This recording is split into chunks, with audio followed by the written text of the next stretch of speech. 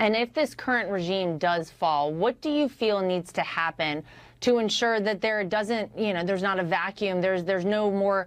brutal leadership that comes in on the back end, and you see the same sort of thing happen again? What would you like to see happen to ensure true freedom there in Iran? Look, the principle of what we stand for, which I think unites and galvanizes all Iranians from all walks of life, are three core principles, which is Iran territorial integrity,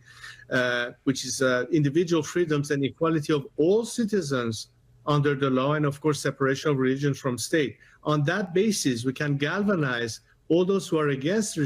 this regime towards a democratic future. And my plan is, in this transition role, both now until this regime collapse, but particularly after the collapse, to have an organized, stable transition to make sure that the void will be filled with a plan of action, whether it's the first 100 days after the regime collapses, and bringing as many elements into play that will be part of this transition and particularly can survive regime change. Unlike what happened in Iraq, we're calling for something totally different, which is why one of my messages, and especially since the recent